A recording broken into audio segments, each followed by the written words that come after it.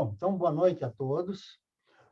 O nosso agradecimento, especialmente ao Marco Aurélio, pelo convite, em nome da AME Livramento. Também queremos saudar aí o pessoal da Associação Médico Espírita da cidade de Rivera, no Uruguai, e da União Municipal Espírita, que é de Livramento também. Logo acima, vocês estão vendo, depois de milagres, as letras FP, que são fenômenos psíquicos.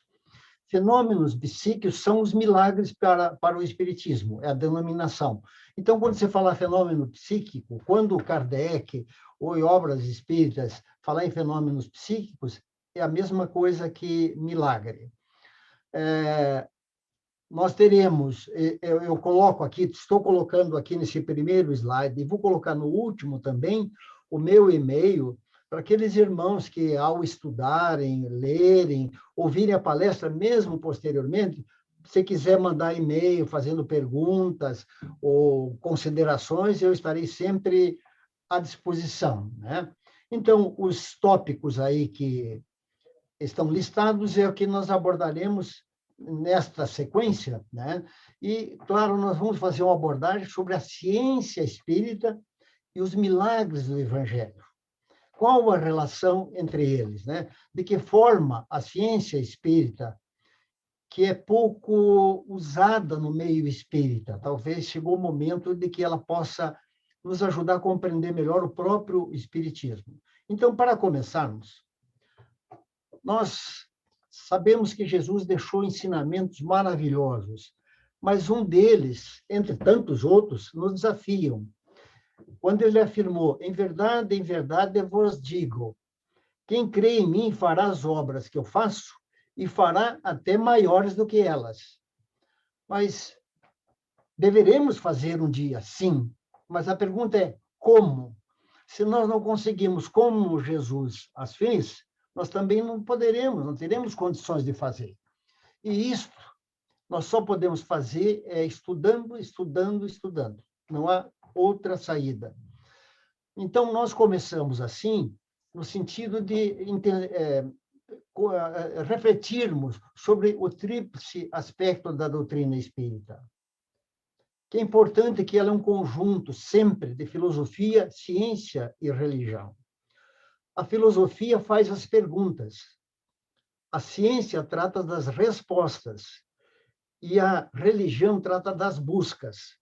Por isso que o Espiritismo é uma ciência que trata da natureza, da origem e da destinação dos espíritos e das suas relações com o mundo corporal.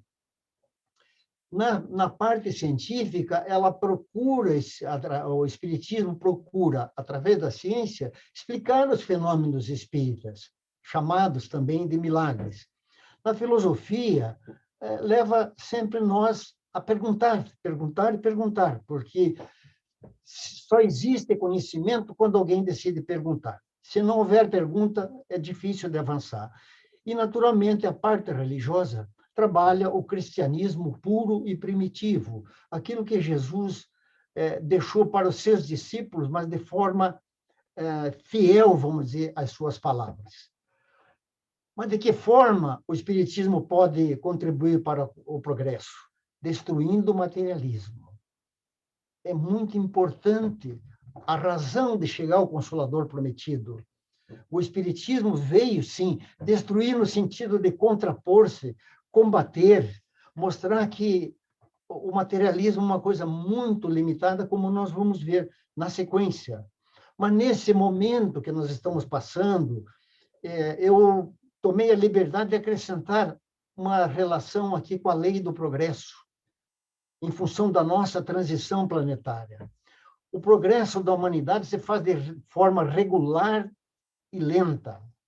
Quando um povo não avança rápido o suficiente, a providência provoca, de tempos em tempos, abalos físicos ou moral que o transforma. Este momento que nós estamos passando, será que não está acontecendo isso? Não é a lei do progresso se mostrando? E as últimas, as mais recentes informações que temos sobre esse tema, no livro lançado em dezembro pelo nosso irmão Divaldo, a sociedade terrestre está necessitando aprender pela experiência do sofrimento a correção moral do comportamento e a educação mental dos pensamentos. A pandemia atual é portadora de um programa seletivo de espíritos para preparar o advento de novos tempos. Esses tempos que estamos passando, em que os mansos e pacíficos é que herdarão a terra. É um momento muito sensível de uma transição muito forte. Aqui, Marco Aurélio, eu gostaria de fazer uma reflexão com todos que estão participando conosco deste encontro. Quando nós olhamos aqui, estamos vendo alguém fazendo uma construção, podemos dizer uma parede, alguém está construindo uma casa. Então, a pergunta, e aqui eu estou procurando fazer uma relação entre matéria e energia, que só assim nós podemos compreender de forma mais adequado o espiritismo e a própria física quântica. Então, esta parede que está sendo construída, naturalmente, se nós perguntarmos, todos nós iríamos afirmar que ela é fixa, mas não é fixa. Tudo fixo é ilusório, já disse Heráclito. Tudo está em movimento. Esta mão que nós estamos vendo, nós podemos dizer que é a mão de um homem que está trabalhando, mas vamos lembrar que, na realidade, é um espírito usando a mão do homem para trabalhar na matéria, né? Então, vejam como as coisas são um pouco diferentes do que nós imaginamos. Por exemplo, vamos pegar a fotografia dessa moça sentada numa cadeira como nós estamos. Obviamente, nós vamos refletir e dizer que a moça está sentada na cadeira, mas, na realidade, ela não está. Ela não está sentada na cadeira, como nós também não sentamos em nenhuma cadeira.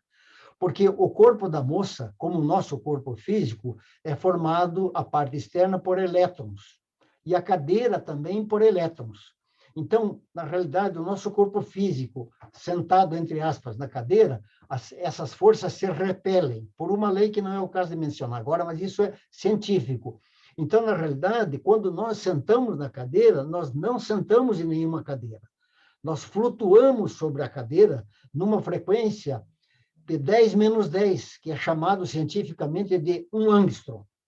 Então, só para mostrar como o que nós vemos não é bem o que nós vemos, é um pouco diferente. E aqui nós temos a figura de um átomo, né? Tudo que nós estamos vendo aqui são átomos, essa parede. Desculpa.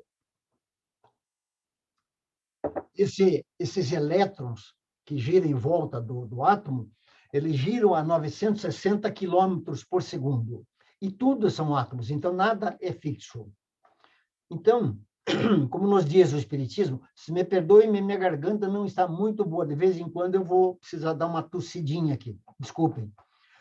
A solidificação da matéria não passa de um estágio transitório do fluido cósmico universal, o qual pode voltar a seu estado primitivo quando as condições de coesão deixam de existir. Então, na realidade, a matéria é fluido cósmico universal. E toda matéria é energia tornada visível. E toda energia é força divina, o fluido cósmico universal.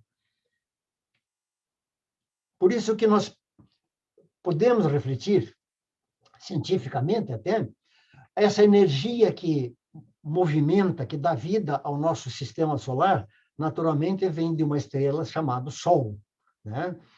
Em que toda a energia é gerada por uma fusão atômica permanente de átomos de hidrogênio se unindo para transformar em átomos de hélio, que é a luz solar que nós recebemos.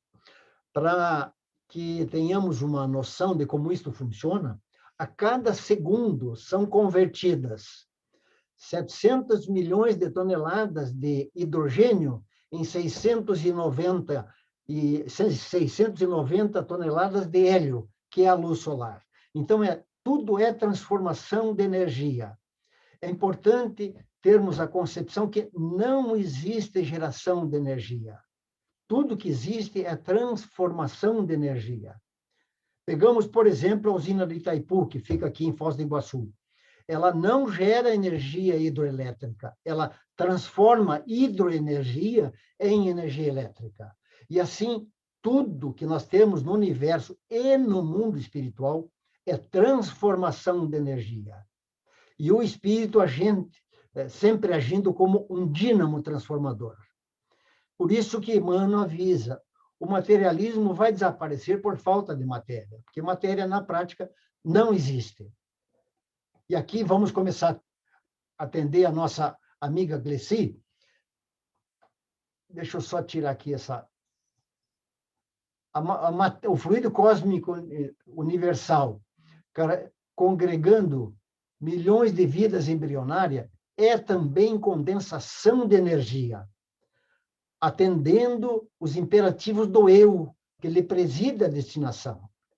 Por eu aí entenda-se o espírito, nós espíritos, como criadores e co-criadores também.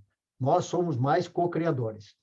Por isso que do hidrogênio, as mais complexas unidades atômicas, é o poder do espírito eterno, a alavanca diretora de prótons, nêutrons e elétrons na estrada infinita da vida. Quer dizer, é esta relação entre o átomo e o espírito no mundo material e no mundo espiritual. Sempre os átomos, os elétrons vão se movimentar de acordo com o pensamento e a vontade do espírito.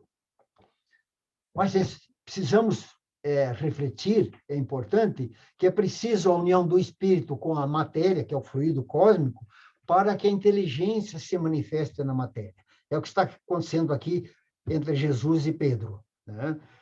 Só para lembrarmos aqui, tudo que nós estamos vendo aqui, o corpo físico de Jesus e o corpo físico de Pedro é a mesma coisa.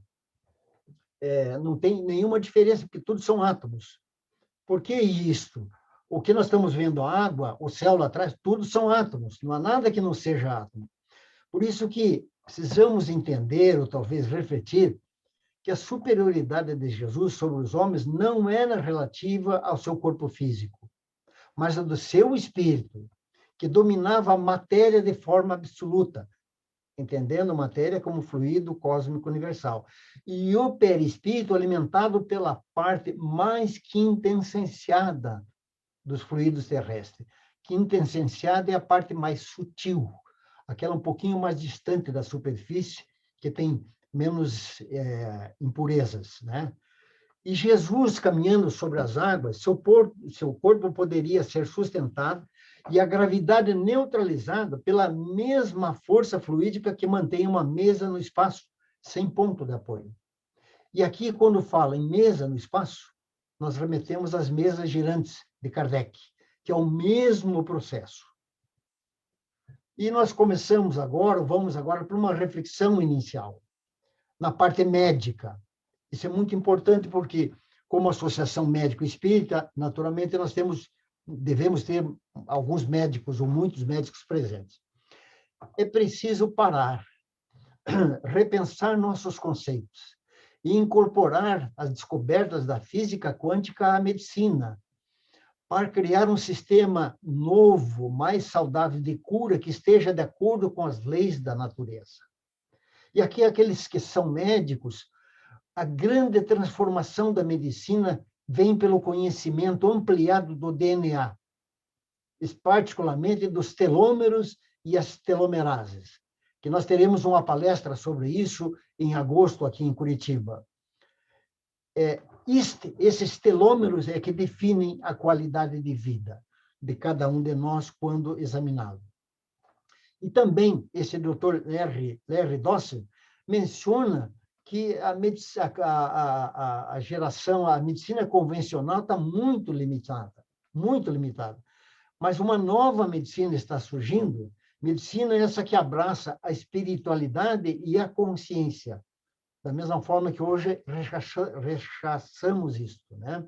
Então, a espiritualidade e a consciência, poderíamos dizer a ciência e a espiritualidade. E aqui nós continuamos com essa reflexão inicial, mas agora olhando numa ótica do espiritismo, quando nos diz que se os médicos fracassam na maior parte das doenças, é porque trata o corpo sem a alma. E se o todo não se encontra em bom estado, é impossível que a parte também esteja. Quer dizer, olhar para nós como seres integrais, unidade complexa, espírito, perispírito e corpo físico. Por isso que quando, num atendimento médico, ou psicólogo, psicológico, psiquiatra, seja lá o que for, na realidade, entre o médico e o paciente, sempre são dois espíritos que estão se encontrando, encarnados, obviamente, né? Mas também podemos ter outros espíritos encarnados juntos. Mas lembrando que a comunicação, na realidade, se faz pelo pensamento, né? E esse pensamento transita pelo perispírito, porque o veículo, o perispírito é o principal produto do fluido cósmico universal. O perispírito é o veículo de transmissão do pensamento que permite aos espíritos comunicarem entre si e entre o mundo material e o mundo espiritual. Por isso que é importante essa compreensão do perispírito, porque o espírito é envolvido numa substância vaporosa, que para nós é grosseira, mas é vaporosa que pode levar o espírito na atmosfera e se transportar para onde ele quiser. É através do perispírito que nós nos comunicamos e nos movimentamos. E é no conhecimento do perispírito que está a chave para a solução de inúmeros problemas até hoje insolúveis. E como diz o nosso amigo Décio Yandoli, a próxima fronteira da ciência é a investigação do perispírito, pois o espírito passou a ser uma hipótese científica válida. E aqui nós entramos em conversarmos um pouquinho sobre a fé. Quando nós vamos ao dicionário, quando fala em fé, na realidade é mencionado ali a fé cega, aquela fé que não precisa de argumentos racionais. Você simplesmente aceita e não precisa compreender. Mas não é essa fé que o Espiritismo trabalha. Nós trabalhamos a fé racional, raciocinada. Por isso que quando Jesus falou, filha, a tua fé te salvou, o que Jesus quis dizer com isso? Aquilo que eu falei, nós podemos também ajudar os nossos irmãos, fazer o que Jesus fez. Claro, precisamos evoluir muito ainda, mas se nós compreendemos como ele fez, já é um bom começo, não é verdade? Por isso que nós temos que perceber assim, que o espírito é uma chama, um clarão, que vai do escuro ao violeta, né? E é composto por espírito, perispírito e corpo físico. Depois nós vamos mencionar mais alguma coisa. Mas entramos aqui, ou vamos falar um pouco, sobre a fé raciocinada ou racional, como queira. Só é inabalável a fé que enfrenta a razão face a face, em todas as épocas da humanidade. Por isso que, quando nós pegamos logo no começo do Livro dos Espíritos, a questão número 4, onde podemos encontrar a prova de existência de Deus? Num axioma que aplicais às vossas ciências. Não há efeito sem causa. Isto aqui, logicamente, aqui está a lógica, logicamente, naturalmente está aqui a lógica aristotélica. Todo efeito tem que ter uma causa. E todo efeito inteligente tem uma causa inteligente. Isso é metodologia científica. Por isso, é importante compreendermos que o Espiritismo é nova ciência, que vem revelar aos homens, através de provas irrecusáveis, a existência e a natureza do mundo espiritual e suas relações com o mundo corpóreo. Podemos chamar de natural, mas mundo corpóreo talvez seja mais adequado. O Espiritismo nos mostra o mundo espiritual não mais como uma coisa sobrenatural. Ao contrário, são forças atuantes da natureza como fonte de uma imensidade de fenômenos, milagres, até hoje incompreendidos. Quer dizer, o Espiritismo chama de fenômenos psíquicos, mas, de um modo geral, se diz que é milagre. Mas o que seria milagre se nós pegarmos assim, num raciocínio lógico? eu não posso negar que existem milagres, sim. Mas se eu tenho milagre, eu tenho um efeito. Mas qual é a causa? Quando eu não entendo a causa, eu chamo de milagre. Mas se eu entendo a causa, ele não é milagre, ele é um evento. Isso é o que o Espiritismo diz. É um evento normal e natural, e não sobrenatural. Leon Denis já fez colocações desafiadoras em sua época. Em 1905, na Bélgica, ele mencionou isso aqui. Faz 50 anos que os espíritas sabem o que a ciência pretende hoje descobrir. Isso nos remete também a Gênesis, o capítulo número 1, item 55, que menciona que o Espiritismo tem que andar, no mínimo, junto com a ciência, mas provavelmente, possivelmente, andamos antes, né? E lembrar aqui que os livros das obras básicas são ponto de partida da doutrina, e não ponto de chegada. Temos que lembrar que, depois de 1857, vieram tantos espíritos maravilhosos, mas hoje nós temos aí Emmanuel, André Luiz, Joana de Ângeles, que estão, assim, trabalhando a terceira fase do Espiritismo. E aqui eu estou falando do Evangelho segundo o Espiritismo, conclusão, item número 5, mensagem de Santo Agostinho.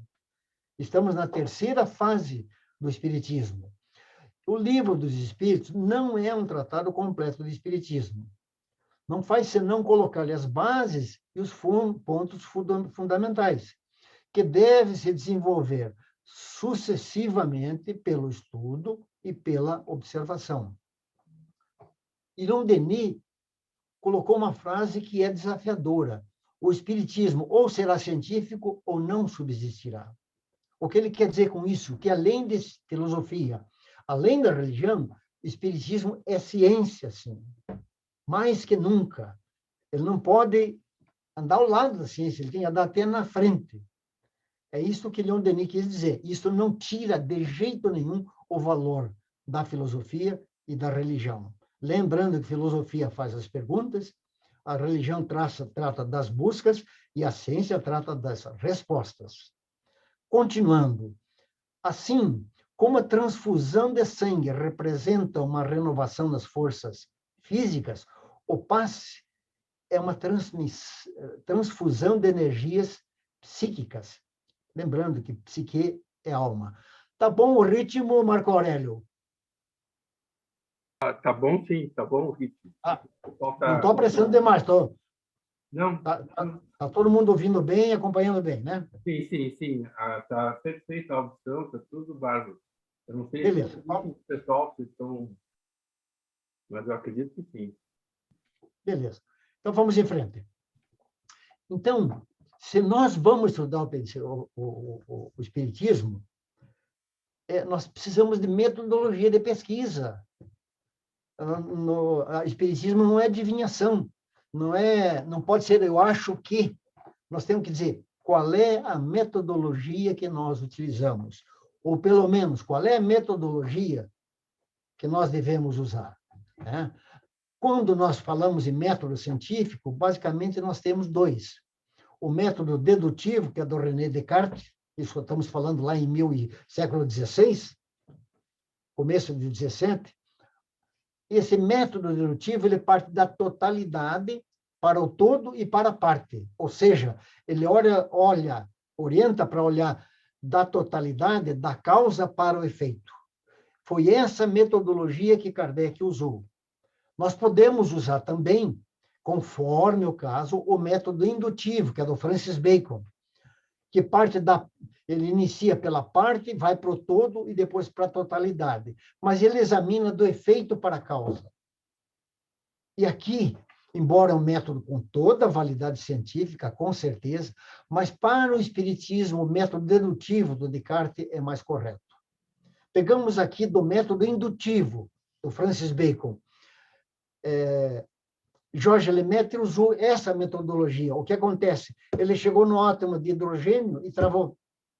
Não consegue passar. Agora, se nós olharmos do mundo espiritual para o mundo material, ou do espírito para a matéria, fica muito mais de acordo, porque eu tenho um olhar da causa para o efeito. Por isso que nós mesmos, como espíritas que somos, eu procuro evitar, às vezes escapa. Nós não devemos dizer o meu espírito. O espírito não está subordinado ao corpo físico. É eu, espírito. O corpo físico está subordinado a mim. Subordinado quer dizer, eu comando o meu corpo físico, eu como espírito. Então, esta visão científica que o espiritismo nos convida, que foi o caso que Kardec utilizou as mesas girantes. Antes, quando ele viu os efeitos, ele primeiro foi examinar se não tinha nada irregular e percebeu que tinha alguma causa gerando esse efeito. Naturalmente, ele chegou na figura do espírito. Aqui tem uma colocação muito interessante que Emmanuel nos faz, mencionando que muitos de nós, quando estudamos a mediunidade, nós olhamos do mundo material para o mundo espiritual. Isto é metodologia científica indutiva, e não funciona, porque a gente fica nos efeitos, a gente não vai na causa. Então, Emmanuel lembra que o André Luiz nos avisa, nos orienta que nós temos que analisar a mediunidade partindo do mundo espiritual para o mundo material, colaborando para a construção de novos tempos. Aí sim nós vamos entender a mediunidade, né? Cuja causa efetiva é o espírito, nós espíritos, os mais evoluídos como Jesus e nós todos como co-criadores. Mas, desculpe, de vez em quando a minha garganta dá um chilique aqui. Para nós compreendermos como a natureza funciona, nós precisamos de 4 conjuntos de leis, neste momento, para percebermos como que a natureza funciona. E hoje, quando nós falamos natureza, está embutido aqui o universo matéria e o mundo espiritual. Não há mais como separar. É muito importante isso. Nós, como espíritas, precisamos entender que o mundo material é uma pequena parte. O mundo espiritual é o que vale. Mas quando nós vamos para essas leis, no momento, atualmente, nós usamos bastante a teoria da relatividade, construída por Einstein, que fez um brilhante trabalho. Mas hoje já estão surgindo novas teorias que ampliam as concepções de Einstein. E, naturalmente, desde 1900, nós temos a física quântica, cujo nome eu uso mais e acho mais correto, física multidimensional, porque ela não trabalha só dimensão macrocósmica, também trabalha o microcosmos. Mais adiante, nós deveremos fazer uma reflexão sobre isso, né? Então, temos a física quântica, mas hoje nós temos mais um instrumento de pesquisa, que é o espiritismo. Porque é chegada a hora do espiritismo ocupar seu lugar entre os conhecimentos humanos. O espiritismo como forma de conhecer. Nós não estamos falando só do espiritismo da casa espírita, estamos falando como uma forma de conhecer, o mundo todo conhecer. O dia que os ensinamentos de Cristo avançarem em todo o planeta, não para que todos sejam de uma religião A, B ou C, mas que todos respeitem e adotem os ensinamentos de Cristo. A ciência não conhece o bastante, mas chegará lá se quiser conhecer o espiritismo.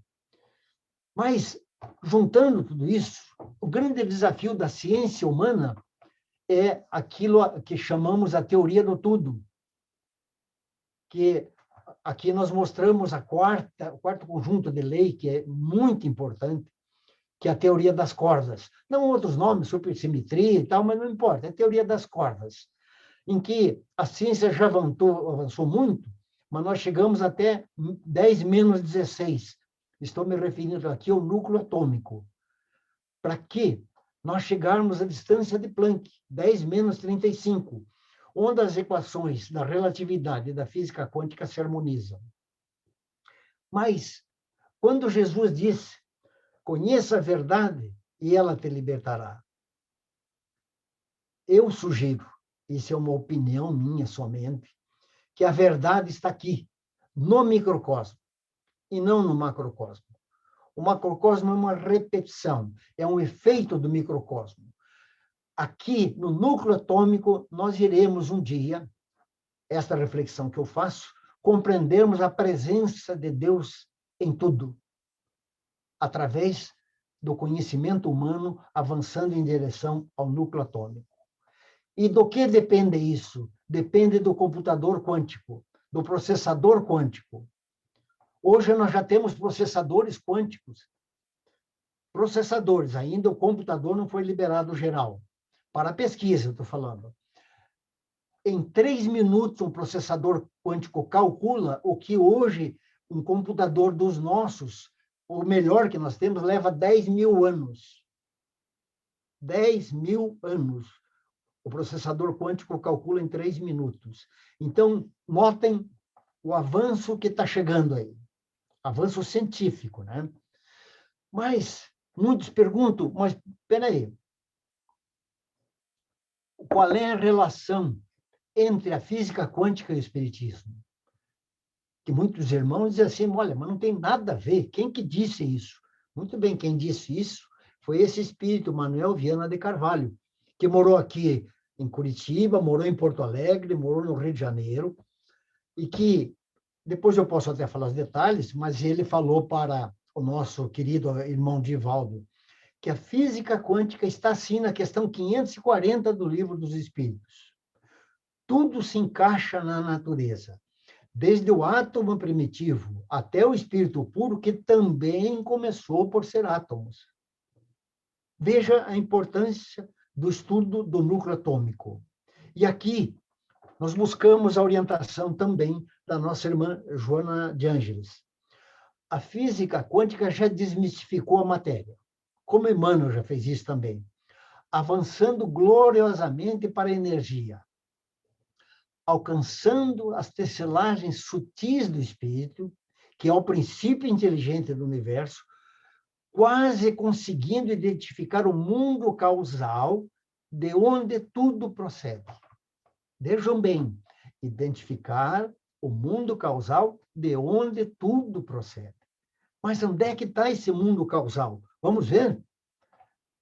O que nos diz a Gênese? Kardec, em 1068. Deus criou os mundos materiais, princípio material, e os seres espirituais, princípio espiritual, princípio inteligente, como verdade axiomática, desde todo o tempo e de toda a eternidade, e ao mesmo tempo. Ao mesmo tempo é no sentido figurado. Uma verdade axiomática é aquilo que ela é prova de si mesmo. Eu não posso negar a existência do Espírito. Eu não tenho como negar a existência de Deus, né? E eu não tenho como negar também o princípio material. Então, vamos tentar entender como isto funciona, ou como pode ser isso. Esse diagrama aqui, que eu consegui para mostrar aos amigos, mostra assim que Deus, através do seu hálito divino, fluido cósmico universal, ele criou o princípio espiritual ou inteligente, que é a mesma coisa, que constrói sua evolução até chegar à condição de ser inteligente, espírito, e aí sim dotado de livre-arbítrio. E o princípio material, que é a própria matéria, que hoje nós podemos dizer que é o fluido cósmico universal, que é energia. Tá? Mais adiante nós vamos falar um pouquinho mais sobre energia. É necessário imaginar todos os seres encarnados e desencarnados, mergulhados no fluido que preenche o espaço, assim como na Terra estamos envolvidos pela atmosfera. Aqui já mostra, e hoje a física quântica já mostrou isso, através de princípios como o princípio da incerteza. Entrelaçamento quântico, não existe espaço vazio, não existe nada que não esteja ligado. Tudo está unido, seja entre espíritos encarnados, entre espíritos encarnados, entre o universo, entre os planetas. Isso Kardec, na Gênese, deixou isso também muito claro. Tudo está ligado, não há nada separado. Aquilo que nós achamos que é separado é uma doce ilusão. Não existe nada separado. E aqui, em 1938, Emmanuel trouxe uma informação que eu considero da maior importância. É correto considerar o espírito e matéria como estados diversos de uma mesma essência imutável. Chegando-se a isso, uma unidade substancial do universo. Dentro desse monismo físico e psíquico, faz-se preciso considerar que a matéria, o fluido cósmico, é um estado negativo e o espírito como estado positivo dessa substância. Quando nós falamos aqui dessa mesma substância, que uma é positiva e outra é negativa, nós estamos mostrando aqui o entrelaçamento quântico, quando nós temos um elétron e um pósitron se unindo, né? Isso acontece em tempo integral em todo o universo, inclusive no nosso corpo físico. O fluido cósmico é o plasma divino, o hausto do Criador, força nervosa de todo sábio. Nesse elemento primordial vibram e vivem constelações e sóis, mundos e seres como peixes no oceano. É como se todos nós, os planetas, tudo estivesse num grande aquário, tudo ligado. Éter é disso que nós vamos falar agora um pouco, que Einstein percebeu, mas não conseguiu entender. A cosmologia nos mostra só 5% do universo é conhecido, 95% não se sabe o que é. Aqui é um pouquinho científico, eu vou passar um pouco mais rápido. Este aqui que vocês estão vendo à esquerda da tela é o modelo padrão. Toda a descoberta científica está aqui. Mas vocês notaram que a gravidade não está aí? Porque a gravidade ainda não foi provada. Ela funciona no macrocosmo, no microcosmo não. Então, o próprio Isaac Newton falou, eu construí a lei da gravitação universal que funciona assim, mas de onde vem a gravidade eu não sei dizer. Isso fica para o futuro, né? A matéria elementar, formada de um único elemento primitivo, é suscetível de passar por todas as modificações e adquirir todas as propriedades. Tudo está em tudo, corroborando com tudo isso que vem sendo falado. E aqui, naturalmente, nós podemos fazer uma dedução por essas colocações, que tudo, além de Deus e Espírito, pode ser o fluido cósmico universal, que é a mesma coisa que o éter. Embora tenhamos irmãos, até palestrantes espíritos, que acham que não, que são coisas diferentes, éter e fluido cósmico universal. Eu tenho, assim, uma certa convicção que é a mesma coisa. Mas aí, é de se perguntar, mas, peraí, o fluido cósmico universal é uma colocação do espiritismo ou tem alguma prova científica? Tem prova científica, sim. Interferômetro de Michelson. Isso é de mais ou menos 1880. Esse foi o maior evento científico que não deu certo. Ele não conseguiu comprovar o éter, mas abriu espaço para que 100 anos depois a Força Aérea Americana comprovou cientificamente a existência do éter, né? Então, podemos até dizer que hoje não há como se duvidar mais do fluido cósmico universal. Isso tem publicação científica. As 4 leis que regem o universo. 4, a gravidade, eletromagnetismo, a força forte e a força fraca. Mas já está chegando aí uma 5ª lei, a lei do fluido cósmico universal. Como o Divaldo bem avisou, isso já em 2008. Olha, fluido cósmico universal, é importante nós compreendermos. Há um fluido etéreo que enche o espaço e penetra os corpos, chamado de éter, ou matéria cósmica primitiva, geratriz do mundo e dos seres. Forças que presidiram a metamorfose, a mudança de forma, de estrutura, da matéria são inerentes ao éter. Trata-se de leis imitáveis que regem o mundo. Esta forma, indefinidamente variáveis, localizada de acordo com as massas e diversificada segundo as suas ações, nós conhecemos como gravidade, coesão, afinidade, atração, magnetismo, eletricidade ativa e movimentos vibratórios de som e calor. Quer dizer, tudo aquilo que nós percebemos como magnetismo, coesão, eletricidade, tudo é originário do fluido cósmico universal. E não sei se vocês têm conhecimento, acredito que sim, mas Kardec, em 1823, antes de chegar ao Espiritismo, ele já estava estudando o magnetismo com Mesmer, identificando o fluido elementar, o hálito divino, como mantenedora de todas as associações da forma nos domínios inumeráveis do cosmos, do qual o elétron é um corpúsculo base, expressando o pensamento do Criador. Veja a ligação direta que o Espiritismo faz com o átomo. Quando nós falamos cosmo hoje, temos que entender que não se separa mais o microcosmo do macrocosmo. É uma grande soma. Microcosmo, naturalmente, é aquilo que está acima da velocidade da luz, e macrocosmo é aquilo que está abaixo da velocidade da luz. E o elétron, claro, que é uma força negativa, como já dissemos, que ele se manifesta como onda de possibilidades, e quando observado, ele se transforma em partícula. Ele se localiza pela ação do espírito, encarnado ou não. E, naturalmente, nesse processo, é de extrema importância que tenhamos a compreensão da existência da matéria mental, que é nossa, dos espíritos, nós espíritos, em agitação constante, dando forma a todas as criações temporárias, necessariamente vinculadas à necessidade de progresso, permanentemente. Então, é muito importante nós percebermos que a mente é o espelho da vida. Emmanuel fala que a mente, na nossa posição espiritual, que da animalidade à juventude, é de acordo com o nível de consciência, a nossa frequência mental, vamos assim dizer, os nossos pensamentos. E, naturalmente, isto é de acordo com o nosso grau evolutivo.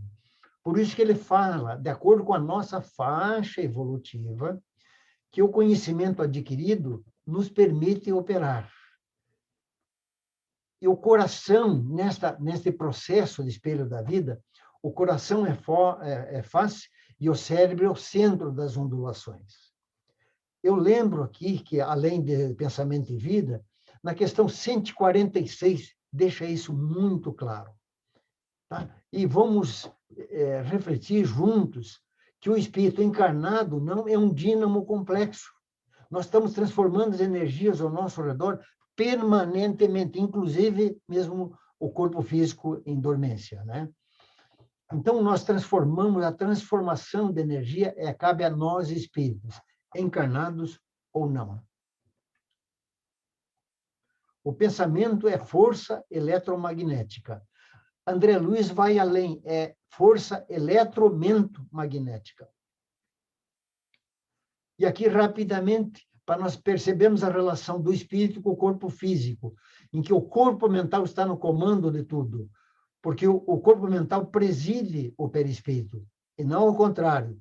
O corpo físico reflete o perispírito, e não o contrário. É claro que as experiências que temos no corpo físico, através do corpo físico, também refletem no perispírito, né?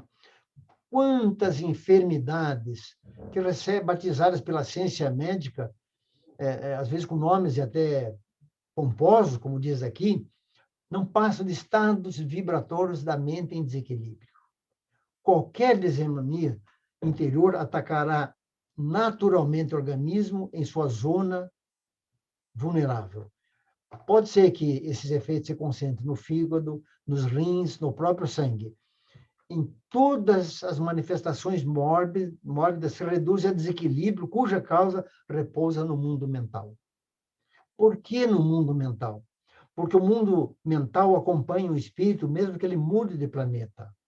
Ele muda de perispírito quando muda de planeta, mas o corpo mental é onde ficam as memórias definitivas. E aqui nós entramos rapidamente na noção da relação do mundo espiritual com o mundo material. Aqui, Quando nós olhamos à esquerda, simbolicamente, a imagem de computador, é o mundo espiritual, que é o mundo das causas. É aquilo que nós chamamos de não local, acima da velocidade da luz, ou microcosmo, como queira. E o mundo material, que é o mundo dos efeitos, o nosso universo, que é o macrocosmo, que aqui é local, dentro do espaço-tempo. Conversamos no começo sobre a teoria do Big Bang, que não existiu nem Big nem Bang. Eu penso hoje, dá para refletirmos, que essa teoria não vai se comprovar da forma que seria o ideal. Naturalmente, o nome da teoria correto é a teoria do átomo primordial, o hidrogênio. Mas vem André Luiz e nos dá uma informação muito importante, que existem frequências atômicas aquém do hidrogênio. Isso nos leva a deduzir, a inferir, logicamente, de que o mundo espiritual também é feito de átomos, que pode ser o fluido cósmico universal. Por isso que o mundo espírita é o mundo normal, primitivo e eterno, e sobrevive a tudo. O corporal é apenas secundário.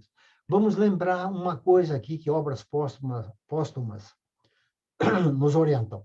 O mundo material que nós vemos à direita do vídeo, ele é finito. O universo não é infinito. Ele irá avançar, expandir até um limite e depois volta a estaca zero. O Big Crunch. Né? Então, a Obras Póstumas menciona claramente que o universo é limitado. E importante isso aqui, Deus não exerce ação direta sobre a matéria. Porque quem exerce ação direta sobre o universo matéria são os espíritos puros, que mantêm a ordem e a harmonia do universo. Mas como que você chama isso corretamente? Chama-se panenteísmo. Não é panteísmo. É uma coisa mais avançada. Está no dicionário, em que diz assim, que Deus está no universo, mas não é o universo. Deus está no homem, mas não é o homem. Deus está na flor, mas não é a flor. Chama-se panenteísmo. Dando continuidade, esta visão de que o mundo material é decorrente do mundo espiritual, esse físico aqui já há muitos anos fez essa menção, que a ideia do nosso universo representa, de algum modo, um universo maior, um universo de luz. Até onde podemos perceber, esse universo de luz é eterno. A certa altura, alguns dos seus raios luminosos se juntaram e produziram uma grande explosão, o Big Bang.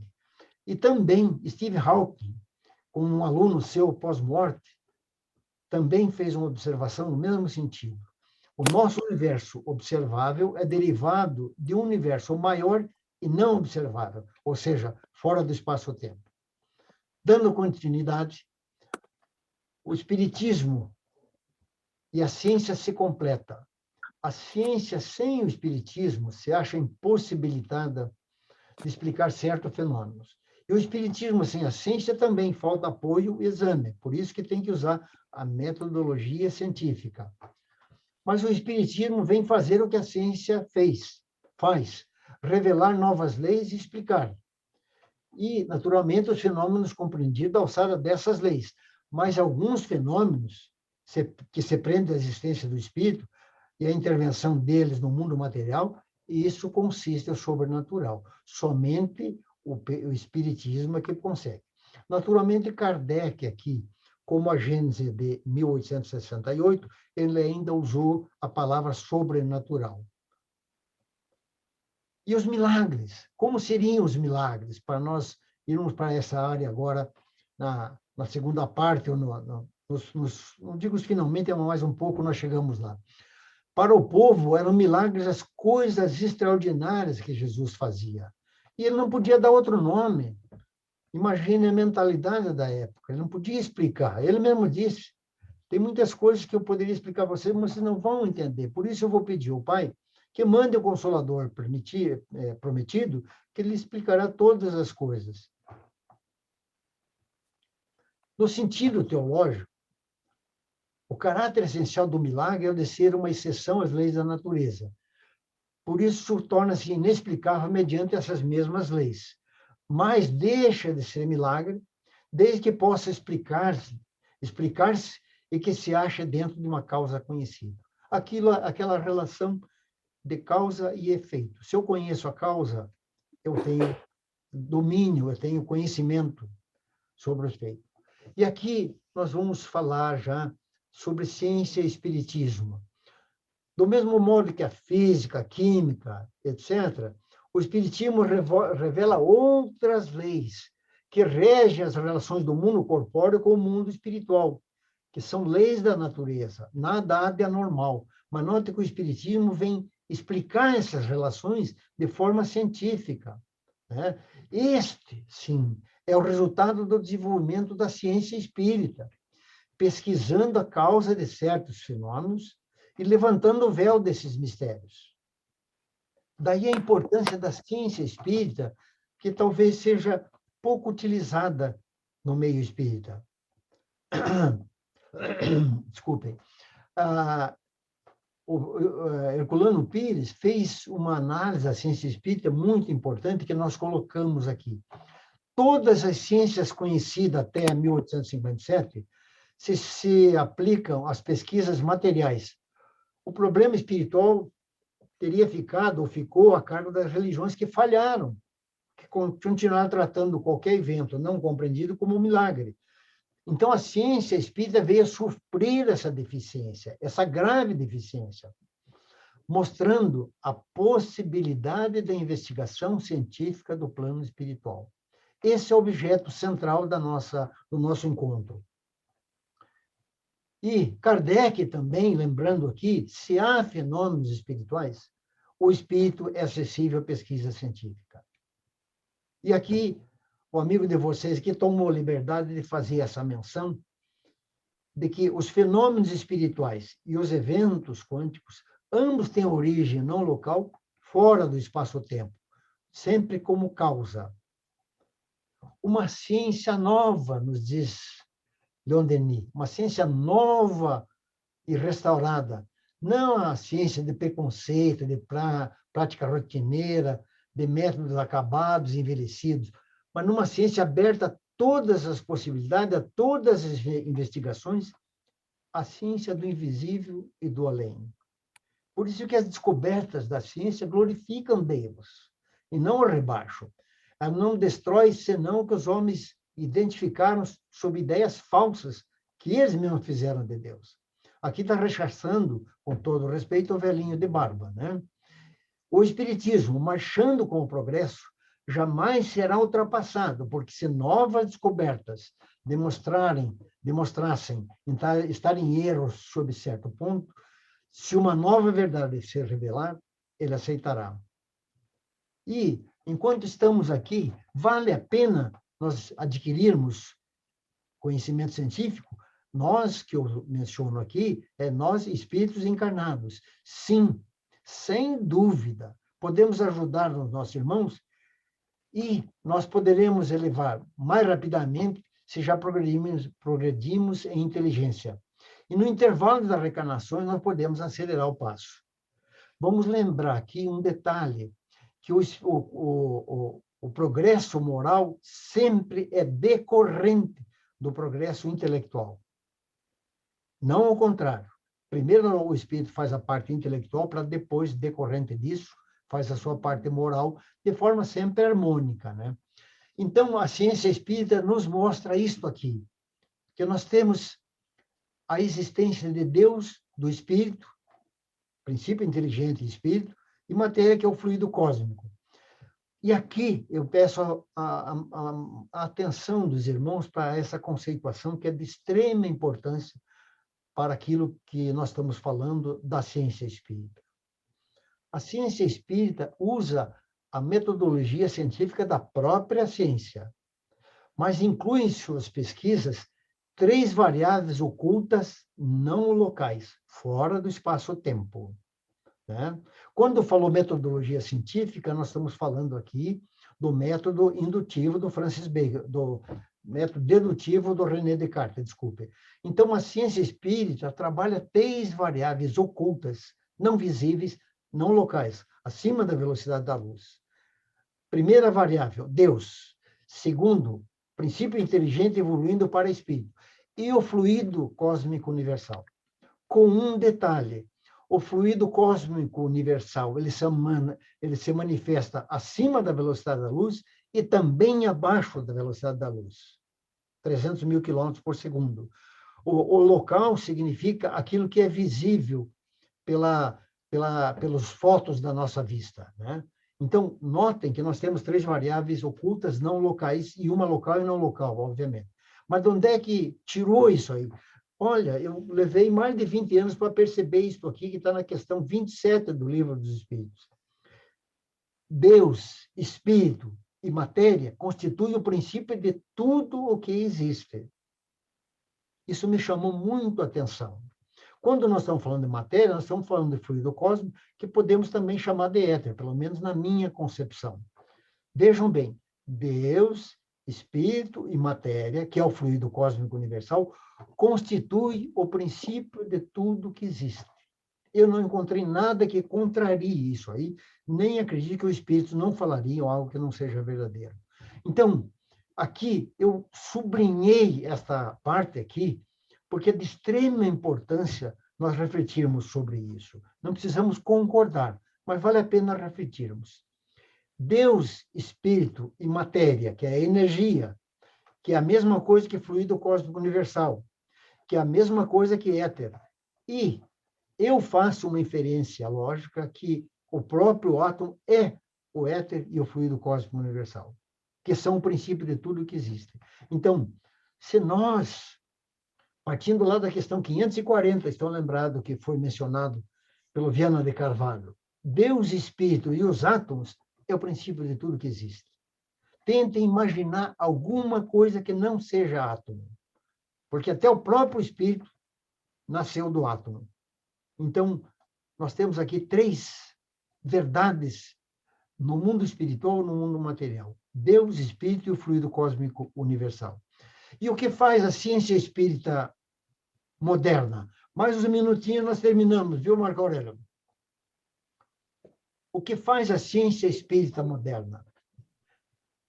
Isso aqui é uma mensagem de Santo Agostinho, que está no Livro dos Espíritos. Santo Agostinho falando de ciência espírita. Vejam bem a importância disso aqui. Reúne em corpo da doutrina o que estava esparso. Explica com termos próprios o que só era dito em linguagem alegórica. Poda o que a superstição e a ignorância criaram, engendraram, para só deixar o que é real e positivo. Esse é o seu papel. Isso aqui é uma orientação de Santo Agostinho. Veja a importância dessa colocação em relação à ciência espírita. E aqui nós temos esta reflexão que fala que todos os efeitos do magnetismo, sonambulismo, dupla vista, catalepsia, curas, aparições, compõem quase a totalidade dos milagres do Evangelho. Mas a possibilidade da maioria dos fatos do Evangelho citados por Jesus se acha hoje completamente demonstrada pelo magnetismo e pelo espiritismo como fenômenos naturais. Isso aqui é de extrema importância. E veja a importância do magnetismo, e não esquecendo que o magnetismo é uma frequência do fluido cósmico universal. Isto aqui vem desde Mesmer, René Descartes, todos estudaram magnetismo. Por isso, nada há de anormal em que Jesus possuísse faculdades idênticas dos nossos magnetizadores, curadores, sonâmbulos, videntes e médiums. Aqui eu mostro, estamos mostrando uma encarnação anterior do Divaldo, que levitava de forma impressionante, Daniel Douglas Home, né? Então, mostrando que muitas coisas que Jesus fez, nós, espíritos, podemos fazer, de acordo com o nosso grau evolutivo. E isto comprovado aqui por essas colocações nas obras póstumas.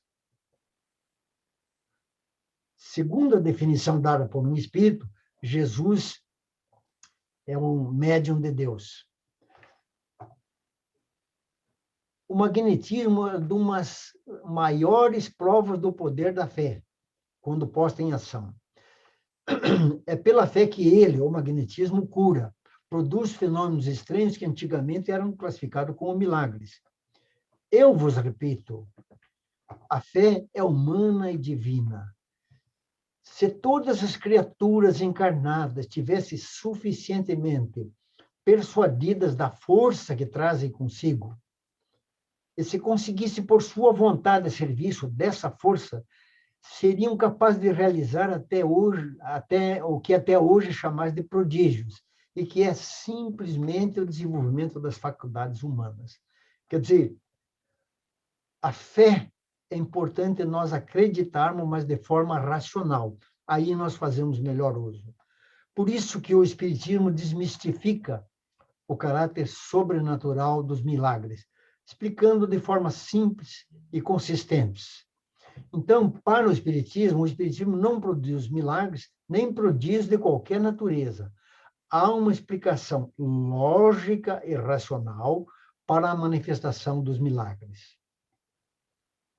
A ciência deu a chave dos milagres que derivam do elemento material. Milagres nos efeitos, demonstrando a sua impossibilidade segundo leis que regem a matéria. Mas o Espiritismo, os fenômenos que vêm de origem espiritual, não pode ser explicada por essa leis da matéria. Por isso que daí eles escapam da investigação da ciência comum e apresentam, por isso, mais outros caracteres aparentes do maravilhoso. Aqui entra a ciência espírita, que explica os fenômenos em que o elemento espiritual está envolvido. Quando as leis da matéria é uma coisa. É, pois, nas leis que regem a vida espiritual que se encontra a chave dos milagres dessa categoria. Quando nós estamos encarnados, os fenômenos que nós percebemos se prendem à nossa vida corpórea. Os milagres do domínio espiritual escapam aos nossos sentidos materiais e só pode ser percebido no estado de espírito. Aqui mostra o senhor fazendo uma leitura e não percebe que ao seu lado tem um espírito lendo junto, podemos dizer, né? A denominação milagre exprime mais exatamente o pensamento de fenômenos espirituais, fenômeno psíquico, né? Tais fenômenos repousam mais sobre as propriedades e atributos da alma e dos fluidos espirituais que são inseparáveis da alma. Quando fala aqui fluidos espirituais, estamos falando do perispírito, principalmente. Essa qualificação liga mais intimamente os fatos naturais regidos por leis. Pode-se admiti-lo como efeitos físicos, sem o admitir como milagre. Deixa de ser milagre, desde que possa se explicar e que está ligado que possa explicar-se que está ligado a uma causa conhecida. Se eu conheço a causa, nada é milagre. Pode ser até um efeito inteligente, mas oriundo de uma causa inteligente. A descoberta da ciência colocaram no domínio natural muitos efeitos que eram qualificados como prodígios, porque desconheciam as causas. Mais tarde, com o conhecimento do princípio espiritual, da ação dos fluidos, das propriedades do perispírito, os fenômenos de ordem, os milagres, não constituem revogações das leis da natureza. Quer dizer, passou a ser um fenômeno normal e natural, porque nós conhecemos a causa, que está no espírito. E aqui nós vamos falar um pouquinho, então, de poucos milagres de Jesus, porque não dá para, naturalmente... Então, uma mulher que havia 12 anos sofria de uma hemorragia. Tendo ouvido falar de Jesus,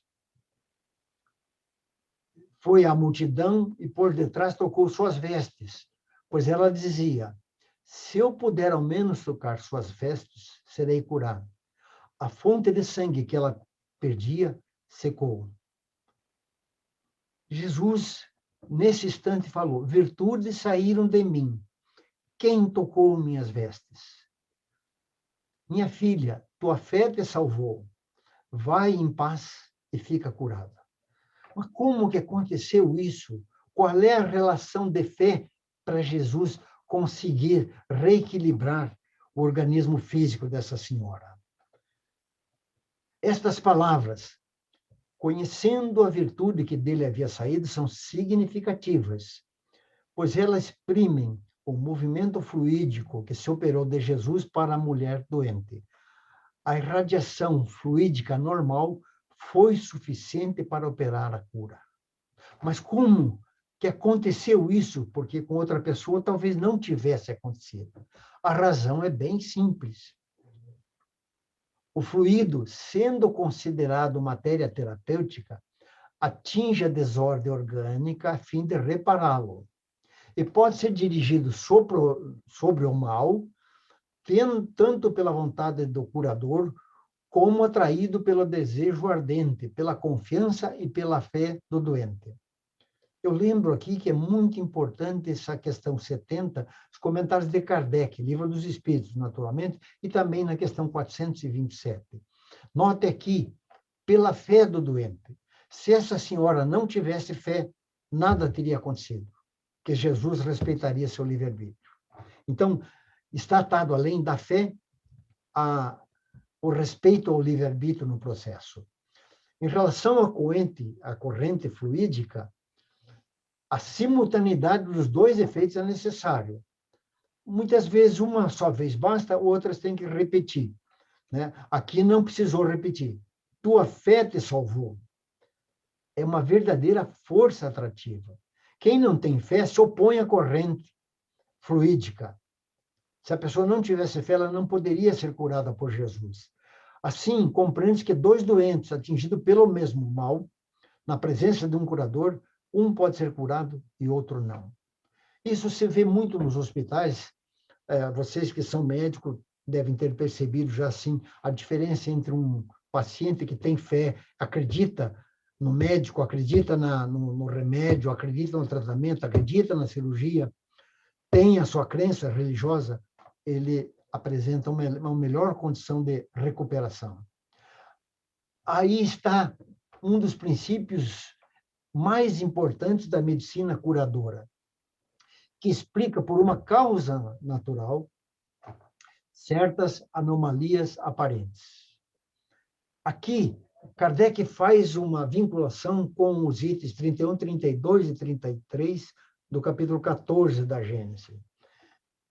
O item 31, pela identidade de sua natureza, esse fluido condensado no perispírito pode fornecer ao corpo físico os princípios reparadores e o agente propulsor ao espírito encarnado ou desencarnado, que infiltra num corpo deteriorado uma parte da substância ou envoltório fluídico. A cura se opera mediante a substituição de uma molécula malsã, doente, por uma molécula sadia. Todas essas curas desse gênero são variedades do magnetismo.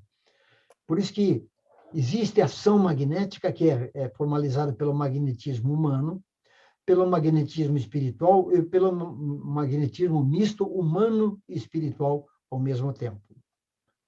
E aqui temos um segundo evento que vamos abordar agora já finalmente.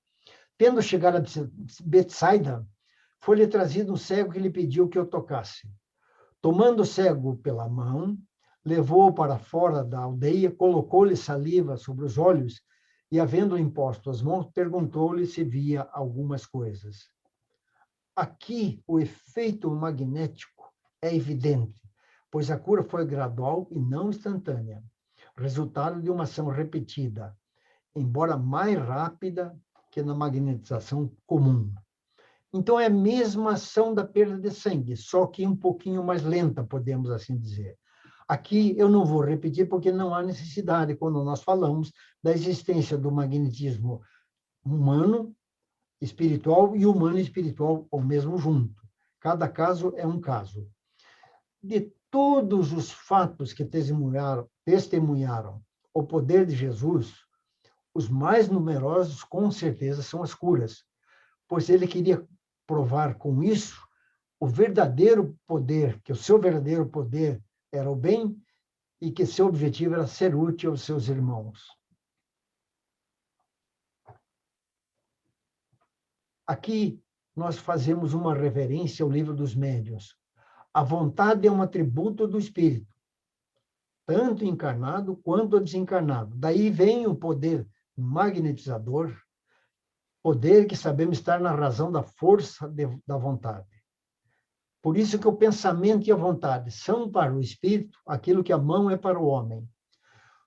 O espírito encarnado, podendo agir sobre o fluido cósmico universal, pode lhe mudar as propriedades dentro de certos limites. Dentro de certos limites significa de acordo com o seu grau evolutivo. Sendo assim, que se explica a faculdade de curar pelo contato e pela imposição das mãos, que algumas pessoas possuem em grau maior ou menor. E aqui, para finalizar, vamos falar rapidamente sobre a ressurreição de Lázaro, que na realidade não é a ressurreição, é um processo de cura. Não é a partida do espírito que causa a morte do corpo, mas a morte do corpo que causa a partida do espírito. Ou seja, no caso do Lázaro, o fluido vital ainda não tinha terminado, não tinha havido a libertação do espírito. Por isso que Jesus pôde trazê-lo de volta, vamos assim dizer, entre aspas, né? Senão também não seria possível. A quantidade de fluido vital se esgota e pode tornar-se insuficiente para manter a vida. Isso é de extrema importância para as casas espíritas. Como se transmite de indivíduo para indivíduo. Quem tem mais pode dar para quem tem menos. E, em alguns casos, restabelecer a vida prestes a se extinguir. Penso que Lázaro foi esse caso. O fluido vital não tinha se esgotado. E, para finalizar, o maior milagre de Jesus, aquele que atesta verdadeiramente a sua superioridade, foi a revolução que seus ensinos produziram no mundo, apesar da limitação dos seus meios de ação. Nada escreveu, entretanto, ajudado por alguns homens simples, obscuros, sua palavra bastou para regenerar o mundo. Sua doutrina matou o paganismo todo-poderoso e tornou-se bandeira da civilização. Tinha contra si tudo que causa malogro das obras dos homens, razão pela qual dizemos que o triunfo da sua doutrina foi o maior dos seus milagres, ao mesmo tempo que prova ser divina a sua missão. É isso aí, meus irmãos. Muito obrigado.